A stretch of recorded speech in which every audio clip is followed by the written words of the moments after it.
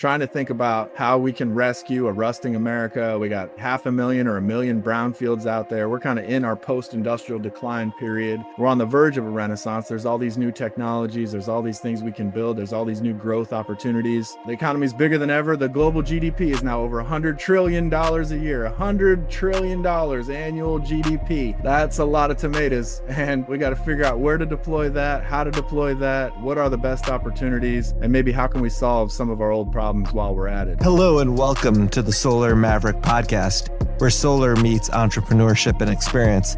I'm your host, Benoit Thangen, so let's get into it. Hi, this is Benoit, your host of the Solar Maverick podcast. I'm really excited to have Dan French. He's been on the podcast, I think, for the fourth time. He brings great insight and perspective on what's happening with the solar industry. And if you don't know, he organizes actually different events, and he's got an event coming up. And I'm really excited to talk to him about it. Specifically, it's related to agrivoltaics. It's actually the biggest agrivoltaics conference in North America, and it's going to be in Chicago or close to Chicago. You could explain that, Dan, at the Solar Farm Summit. Is this the third year? Is that correct, of the summit? And you're the executive producer of the Solar Farm Summit. Dan's done stuff in brownfields, the Virginia Solar Summit. He brings great perspective to the industry. I appreciate him making time during a very busy time. This is Thursday, July 3rd.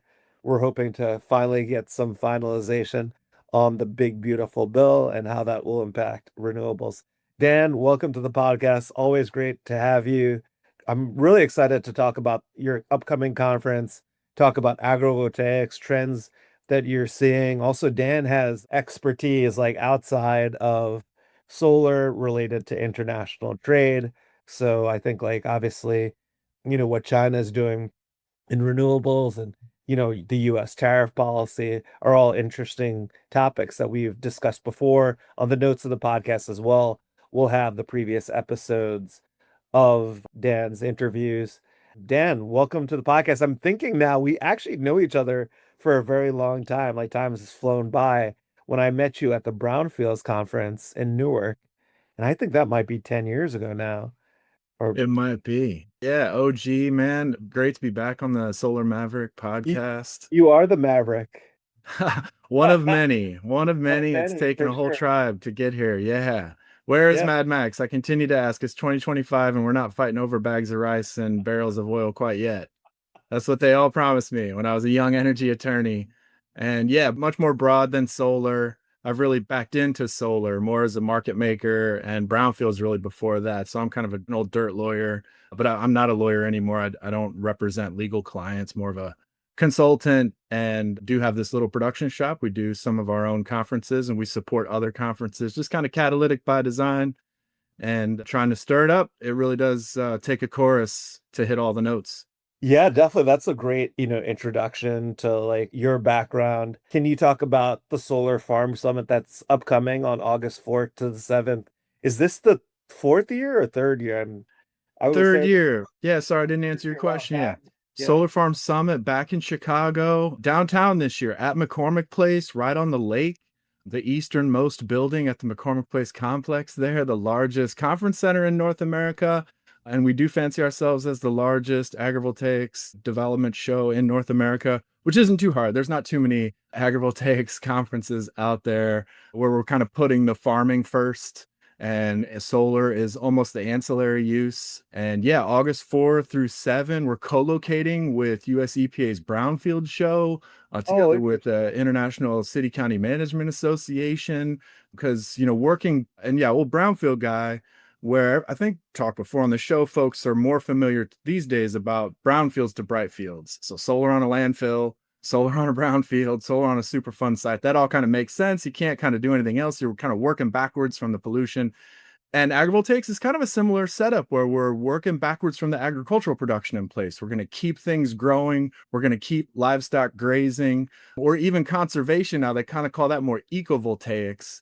but really tremendous performance in the field. Argonne National Labs did a study up in Minnesota over 5 years, several different ecovoltaic solar farms, and the total insect population over those 5 years grew by 3x, and the native bee population grew by 20x. So if we plant the right things, this is kind of a fallow use that pays. It's an active conservation. It kind of is soil positive and creates ideal little habitats. We can do all kinds of things under the solar panels. That's what the Solar Farm Summit is all about. Multifunctional PV.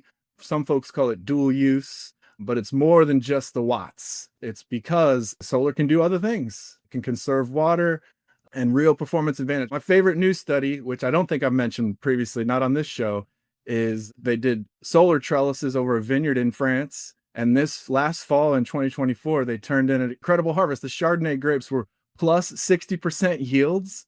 And they said better quality grapes as well. So not just more junky grapes, and took a lot less inputs. So less irrigation, which that's a savings. And then there happened to be a frost at the wrong time this year. And versus the control plot, the frost loss was 50% improved.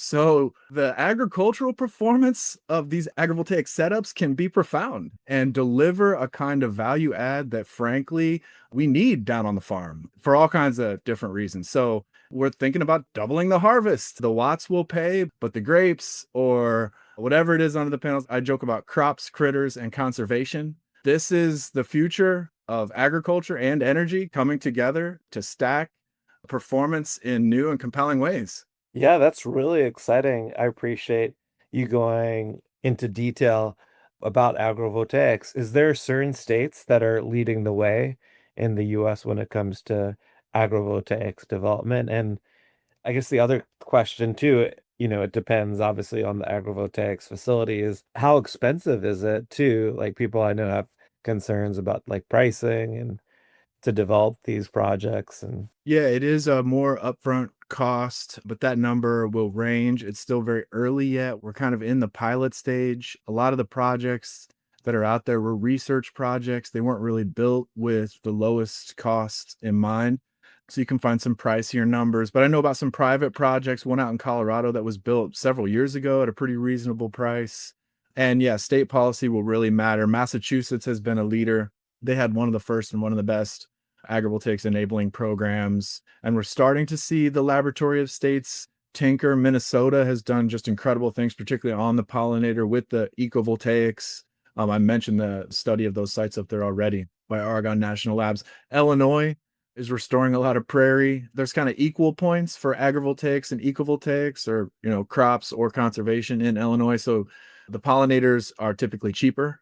Most projects are going that way. We haven't seen too many like big examples of crops. Savion in Ohio is really starting to go big and do hundreds and get up to thousands of acres. But we have to kind of look overseas to Europe, where there's many more advanced and bigger projects in China, which they've already skipped up to a gigawatts of stuff. There's a gigawatt of goji berries under production in Western China in kind of desertifying area, where again, the water conservation under the panels just makes things possible. My old favorite study, I think I mentioned this before on the podcast, but University of Arizona, they tripled pepper yields using half the water out in Arizona and doubled tomato yields using 2/3 of the water. So in dry land, that water piece really jumps off the page and the watts are kind of extra. But other states are catching up. Indiana now has an agrivoltaics day.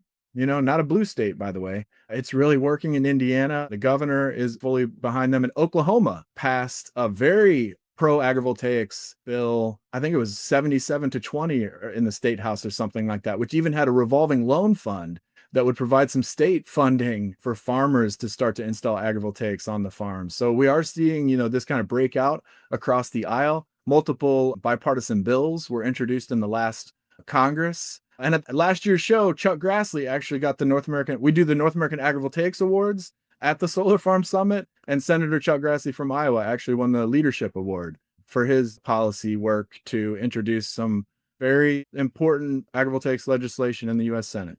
So like brownfields, which is usually 99-0 in the Senate, agrivoltaics is emerging as something, thankfully, that everyone is seeming to agree on. yeah, that's exciting. You're right, it's still very early. I think too, you'll see a lot of innovation. It doesn't surprise me.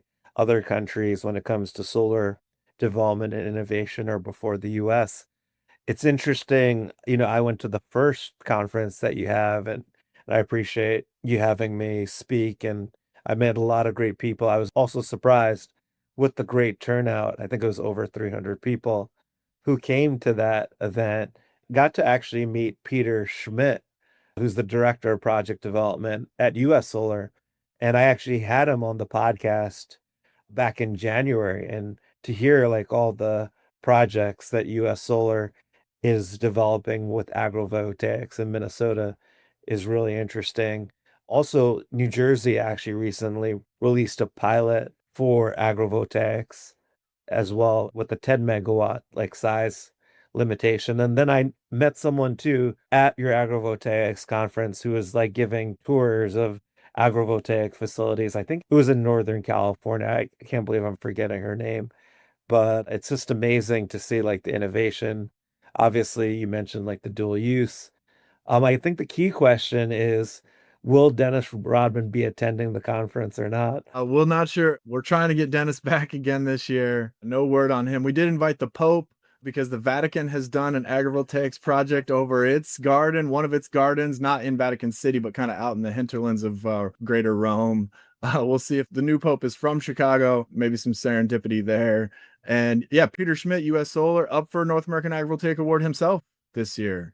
That Big River Farms project in Minnesota won last year, Solar Farm of the Year. Oh, he told me that. Yes. Yeah, really impressive stuff and real vegetable cultivation. You might be thinking of, I think the best example of kind of bootstrapped, do it yourself, for farmer by farmer agrivoltaics is Jack's Solar Garden out in Colorado, where you can Yeah. go take a tour. I actually was there this past weekend for the very first time. I had been such a fan for years and talked it up and finally got boots on the ground there myself. And it's amazing. It's a grandson, and I think his dad was involved too, kind of recapturing the legacy of their grandfather's old hay farm, and got a little 1.2 megawatt project. I think their RECs are locked in at like $52 or something like that. And, they've diversified, they've brought in the researchers, they're doing the tourism. Agritourism is something a lot of farmers do because farmers are kind of in a pinch again, or there's the solar coaster and there's the farm coaster. And the farm coaster goes back a lot further, and tariffs and inflation, and they're kind of just trapped by productivity. Farmers do better and grow more and sell more, and that's kind of the trap. It's a virtuous circle, and that's why we see less and less farms, less than 2 million farms now in the United States. Farmers today, the most productive humans probably who've ever lived, getting bigger. A lot of them doing really well, but there's still a lot of pain and shrinkage in rural America and farming communities. And maybe agrivoltaics can push that back. This doubling the rent, not just solving problems on the farm like water availability or frost resistance or even hail protection. If you're doing some of this sensitive, high value stuff, cherries, berries, lots of things, they'll thrive in this partial shade that not just keeps the plants a little bit cooler, but a little bit more of a stable climate. So the power of these microclimates under the panels, in my mind, as the biggest picture guy, as a human being, is almost worth more than the watts. It's absolutely what we need everywhere in America, in Asia, and Africa. Deserts are on the march. Desertification is, I think, the greatest enemy. 2/3 of the world is drying out. And when we dry out, we die out.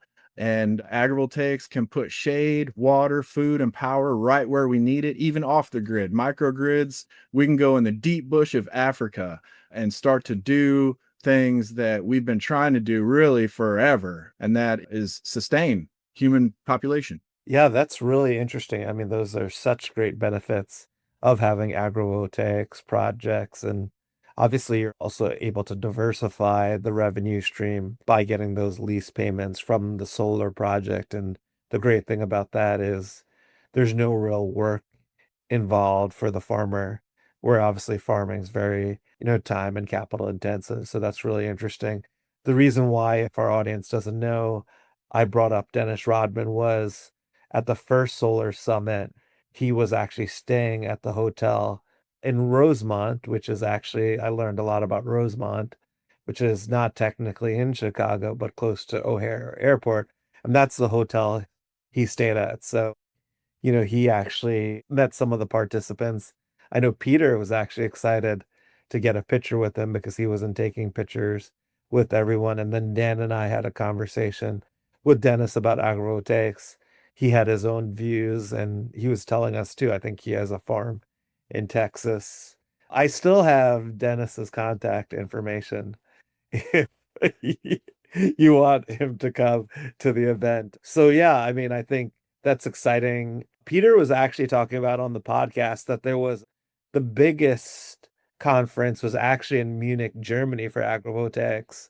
It's actually this weekend, actually. This week, yeah, in Yeah. Freiburg, where it all began. They had one like 20 years ago. I meant to get there, and I don't know if how many people, but yeah, we consider them our cousins. They did one in Denver last summer, and we Oh, tried to okay. help them. And I've seen and heard great reports. It's kind of a maybe the world's foremost research conference. They're just so good with getting all the PhDs from all over the world. And I've saw some great posters, and we have a lot of Americans over there flying the flag, rooting them on, and there's so much incredible research. Our focus at the Solar Farm Summit and solarfarmsummit.com, you can find a lot of these research. We've got some like 101 pages, which is just linking to all these other resources and universities, National Renewable Energy Lab, some of the key projects. But we're trying to, get down back down home. That's what it's about for me. I'm an old farm kid, grew up in farm communities, and we're trying to push back some of these larger macro forces that have been blowing in the face of farm communities. As you said, the solar rents pay different, or it could be less work, and it's almost like bringing on somebody to, because I think 2/3 of all farms, something like that in the United States, somebody has to work off the farm full time Oh, to interesting. keep it going. And Yeah. so even a little small, 1 megawatt array might pay about as much as a really good paralegal job or office job that somebody has to take. But yeah, making it work within the rural development basket. And that goes back to my brownfield days, trying to think about how we can rescue a rusting America. We got maybe 500,000 or 1 million brownfields out there. We're kind of in our post-industrial decline period. We're on the verge of a renaissance. There's all these new technologies. There's all these things we can build. There's all these new growth opportunities. The economy is bigger than ever. The global GDP is now over $100 trillion a year, $100 trillion annual GDP. That's a lot of tomatoes.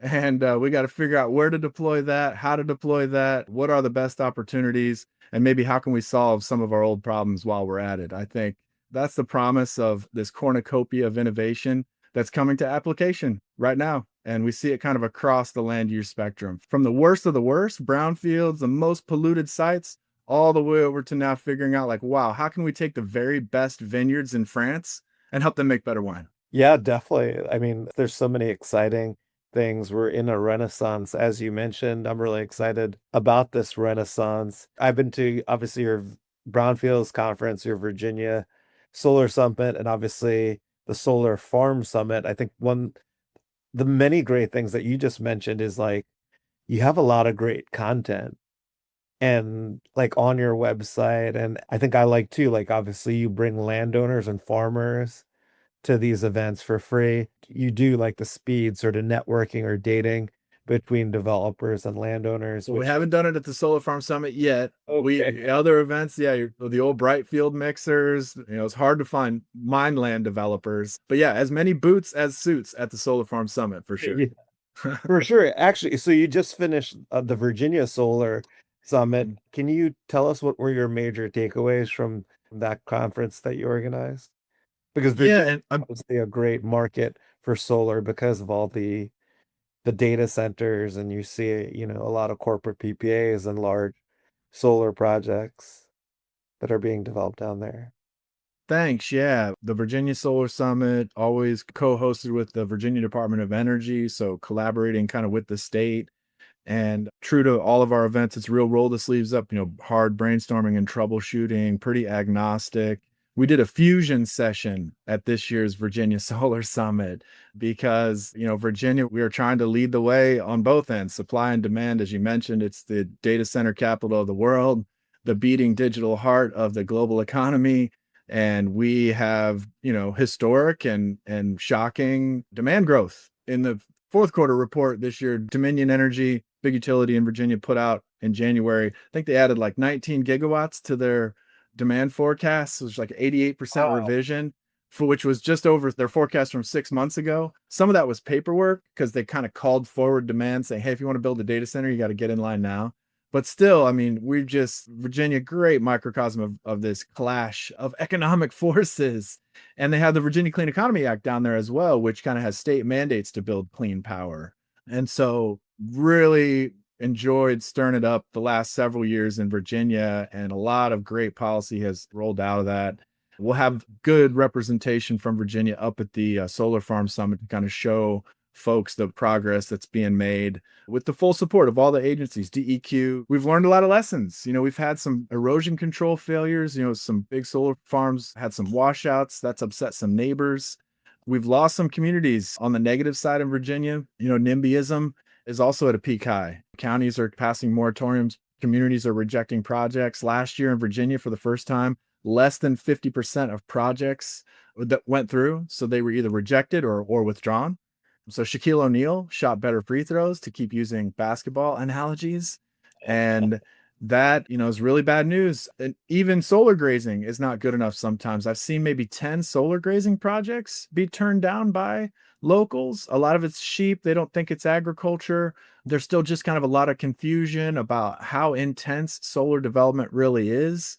Is it an industrial use, or is it really just fancy fencing that we're going to pull right out? And that's where I think, some of these dual use, these multifunctional strategies, multi-performance PV, ecovoltaics, agriculture can help thread the needle, can match up some of the questions and concerns and problems with some of the new opportunities with solar. And, if you keep farming and you don't disturb the soil, you're not going to create extra runoff, land disturbance. So another great story from Virginia is the way that kind of the tracking technologies have come in and started to make a difference and really been embraced. Governor Youngkin gave Nevados the gold medal for environmental excellence. I think it was 2 years ago.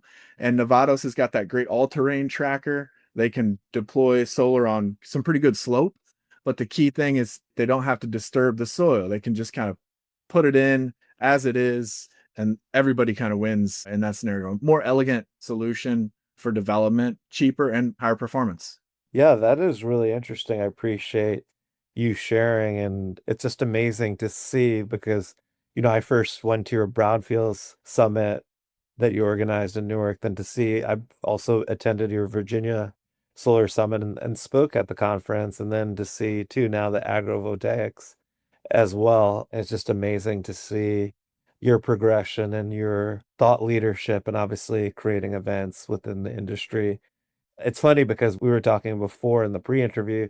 Today is July 3rd, waiting to hear the finalization of the big, beautiful bill. Would love to get your perspective on how it will impact renewables. And I feel like you always provide a unique perspective just because you've worn many different hats. You consult for a lot of different clients. You talk to a lot of different people. So really curious to get your perspective. Thanks. Yeah, I haven't slept in months. Nonpartisan guy, I'll say up front, I'm an Android for America. I really don't care. I mean, I try to be as rigorously objective as I can be, super nerd. And yeah, I mean, we were up all night, the House first, just tip of the cap. I think the Senate set a record for its votorama, the longest votorama, the most amendments voted in the votorama. It's amazing. We really can get to work when we want to. America is that way. Was it Winston Churchill who said, we'll get around to doing the right thing after we've tried everything else? So, I just have never ending, everlasting faith in the American machine, and we'll make mistakes and we'll do the wrong thing. And we have throughout history. So more of an economic historian than a real economist. And there's powerful lessons throughout our history and world history that still gives me a lot of faith that the Renaissance is real. I know it's a dark time. I'm not sure when this is going to come out, my man, but it looks like it's going to happen. The BBB is real, and the BBB is a BFD. No doubt about it. Very BFD. In the end, we had a wraparound amendment in the Senate that got in this kind of 2-year extension. Now the shot clock is ticking down, 12/31/2027 for 100% tax credits. I'm not a lawyer anymore. I won't get into it. And maybe the House has made changes overnight. I'm not sure, but we're somewhere in the middle. We kind of feared the worst of the worst, really pulling a rug on all the credits. But now there's this kind of weird in between time. And what is the safe harbor? I think if you get started and spend a certain amount of money before either by the end of this year and then by the end of next year. It kind of makes a difference on how things will be, and some pretty strong language for foreign entities of concern. So in the wash, American made maybe shines looking through the storm because of AI, because of EVs, because everyone's using more electricity at home, but also, I'm an old industrial guy. If we look closely at a lot of the manufacturing facilities and industrial facilities, you might be hearing a lot of people talking about, or certainly Wall Street analysts, industrial folks talking about this larger shift from molecules to electrons. And so we see this push for electricity really across the whole arc of human civilization. And that growth story seems to be in place for many, many decades. And I mean, zooming all the way out, which maybe I do too often, 30% tax credit goes away, but how long will it take before electricity prices catch right back up? So that's kind of where we are. Mad Max is yet to be seen in 2025, but solar technologies certainly continue to improve. And we just look at these cost curves and we just look at the performance. There seems to be continued, progress and gains in solar power production and now storage. And so these things really pencil out. And if we do start to factor in some of these other performance values, whether they're agricultural or conservation, eco credits, there's just multiple performance possible in these land use developments. That could be multiple revenue streams. This is where maybe state policy becomes even more relevant, or even local policy, right? The old brownfield days, like the city's kind of in charge. If you want to redevelop a brownfield in our city, we need you to do X, Y, Z. The city of Chicago has a special tax. So if you develop anything in the downtown area, part of the money gets redistributed out into the collar communities because they just don't have the same investment flow, that same capital flow. And they're trying to sprinkle development across the entire city. Not saying we'll see anything like that, but there's just all kinds of ways to carve up the apple. The demand for electrons is historic and unprecedented, and we are going to build our way through this problem. How painful it's going to be, who's going to pay, and how much is TBD. But utility scale, everything I've seen, my current read on the legislation is utility scale, and some of this big stuff is going to power right on. And there'll be another Congress that comes in before the shot clock really ticks down. And we'll see where, broader markets are at by this time. And I guess not to drawn on too long, but I'm an old oil and gas guy. I worked in-house at BP for many years. So really an agnostic dude, and fracking has been a big deal and kept our electricity prices low, created a lot of natural gas. And that's been a great story and will continue to be huge growth story, but it's becoming a global story. We've had the cheapest natural gas prices in the world, like a third of the price. Our natural gas has been on sale for a decade. They'll pay triple the price in Asia and often in Europe, but we are now the world's largest natural gas exporter, and there's twice as much export capacity that's being constructed right now. And I fear that the globalization of global natural gas prices has begun.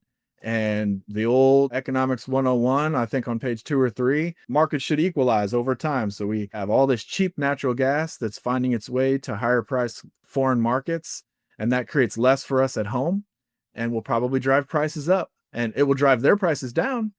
But we've bet big on natural gas, but supplies may become more constrained than we can see at the present moment. And of course, as you hear John Ketchum from NextEra talking about at CERAWeek and elsewhere, if you want to build a new natural gas plant today, you got to get in line and wait.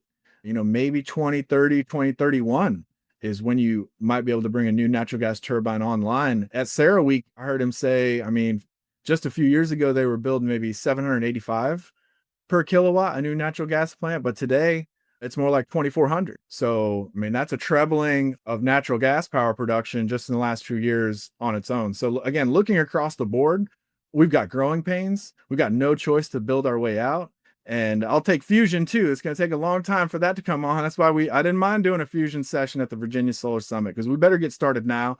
And I'm glad we didn't stop with solar and wind and batteries, because I just don't know where we're going to be. And somebody's going to build the robot army and the drones, and who's going to power all that. And maybe it's not Mad Max, it's Terminator. But now I'll digress at this point, my man. Yeah, that's really helpful. A lot of great perspective. I appreciate you summarizing a lot of different concepts and, an easy way for people to understand. Can you tell us about how China looks at renewables compared to the US? I think, you had an interesting post on LinkedIn recently. Yeah, well, they've fully embraced it in their official CCP policy documentation. And I mean agrivoltaics. I mean solar as a de-desertification strategy. It's so important for them. I mean, it's moderated my views. I've been very dour on China, as you may know. They have, structural weaknesses. They import a lot of their energy. They don't grow enough of their own food. I think we talked about it on the podcast last time. Yeah. You hear some very doomy forecasters out there. Peter Zahan is talking about the end of China. It's inevitable to collapse. Their population has peaked even, but they're using solar, these multi-performance platforms, to solve some of these problems. The post you mentioned on LinkedIn is about their announcement recently. The National Forestry and Grassland Administration, the National Development and Reform Commission, the National Energy Administration in China all teamed up to announce 253 gigawatts of PV in the desert, which, they're doing it with a purpose. They're going to try to create grasslands. They're going to create farms out there. If you've seen me anywhere, been to the conference, I've mentioned, some of the huge solar farms they've already done, big solar grazing installations in Western China. I think I mentioned the goji berries at the top of the podcast. You did, yes. So maximization of water. China has 20% of the world's population, but only 6% of it's fresh water. So it's a historic problem. It's always constrained. China has very kind of weak geography, if we can use that term. But again, for all the reasons I talked about before, China needs food, water, and power. 2/3, 70% of China is arid or semi-arid. They figured out the water savings 5-6 years ago, kind of accidentally, out in the desert. Notice, like, wow, just the grass is like growing better all of a sudden. And they've been planting trees since 1978. Old China watchers will know the Great Green Wall, the Three North Shelter Forest Belt Program. It's the largest tree planting endeavor ever by humans, but billions of trees have died. They've been very successful, green belts and windbreaks to push back desertification in China. But a lot of it has kind of just been mixed because trees use water. But what can conserve water without using it? Glass. And so now a combination of solar panels and trees and bushes, desert shrubs, and drip irrigation, China has kind of put this new recipe in place. They ring fence the Taklamakan Desert. That also came out in the news earlier this year. I think it's the world's second largest desert, the Sea of Death. But thanks to some of this solar powered sand locking technology, they've quite proudly ring fenced the second largest desert in the world with a green belt. Are they going to cover the whole desert with panels? I don't know, but we are talking about real terraforming, and it is at a scale that has never been seen. And maybe China doesn't have to sell panels to anybody for a while. They can just cover their own deserts with solar panels and start farming, stop importing food, stop importing energy. And that puts all kinds of other geopolitical optionality on the board for China, because we can't just embargo. We can't just cut off their oil supplies. 30% of all the crude oil, I think 33% of all the world's crude oil is going through the South China Sea. China is Iran's number one customer. It's not the United States anymore that really cares about the Straits of Hormuz. A lot of that oil is going to China, and that makes them, as dependent. Nobody remember drill, baby, drill. Before fracking came online, America, it was wars for oil. We would say blood for oil. My friends were dying in Iraq, theoretically for oil. Alan Greenspan, I think, said that once. The ugly truth of the Iraq war is it's all about oil. And China doesn't want to repeat the same mistake. And so, that's kind of what behind their huge push for solar, and they want to lead. They want to sell solar panels to the world. It's just about economics and growth. But they're actually using solar to solve some of their ancient problems, kind of holding back Chinese dreams for the great renaissance of the Chinese people. 中华民族伟大复兴. Yeah, I don't know the last part you said, but this is great perspective on China and what's happening, and obviously the economic factors and population and fresh water, which is amazing to hear. I can't believe our time has come to a close. Like, I feel like we could talk for hours about many different topics. But this has been an amazing interview, Dan. I really appreciate your time. If our audience wanted to learn more about the Solar Farm Summit, what's the best way that they could do that? Go to solarfarmsummit.com. Yeah, we'll have it in the notes. And if people want to learn more about you, Dan, like, what's the best way for them to connect? solarfarmsummit.com. Come meet me at the show. I am on LinkedIn. So yeah, I hope to see you there August 4 through 7. We'll be running back the Virginia Solar Summit in Richmond, Virginia next April. So you can go to virginiasolarsummit.com and check that out. And, happy to connect and compare notes on agrivoltaics or, broader economics. I'm not really a consultant anymore. I don't take on new clients, but always happy to mix it up. It's a renaissance kind of time. I know there's a lot of confusion. So my heart goes out to everybody in the solar world. The solar coaster goes down again, and it seems like pain will be unavoidable. But, longer term, the future is still bright. We got all this to build, and it's just about the right price. The last economic lesson I'll leave you with: the cure for high prices is high prices. So if electricity shoots up, we're just going to be in a whole new world, and probably real soon. So I'm real hopeful for the future. We can start to do all these kinds of things. There's a medical renaissance breaking out. Man, I know the pain is real, but I hope, we can provide a little light of hope for folks today, man. Thanks for having me back on. I always enjoy our chats. Yeah, definitely. Thank you. That's actually a great way to end the podcast. Like, the long-term outlook for solar is still extremely strong. It's the cheapest form of electricity and obviously the fastest to come online, which you mentioned other fuel sources, and then demand growth is going to increase exponentially. So that's going to increase prices. Obviously, with the potential legislation to lower the incentives or pull back a lot of the Inflation Reduction Act, it'll be definitely short term, like, challenging, but you're right, the long term outlook is great, and it's just the beginning of the renaissance or the energy transition. Yeah, agrivoltaics is ultimately adaptable, and that's what I would encourage everyone, start to think about: what else can solar do? Solar can do so much more. It's just infrastructure, and use your creativity, and I think we'll get there. Thanks again. Oh, anytime. Thank you, Dan. This has been an amazing interview, always providing great insight. And thank you for your time. Thanks for listening to the Solar Maverick Podcast. The Solar Maverick Podcast is brought to you by Renew Energy. We're a solar development and consulting firm. If you believe that this podcast is adding value to you, please give us a 5-star review and share with those that you think could benefit from this information. Please email all questions, suggestions, and feedback to info@renewenergy.com. That's info@reneuenergy.com. The Solar Maverick Podcast is produced by Podcast Laundry and executive produced by Benoit Thanjan and Kevin Y. Brown.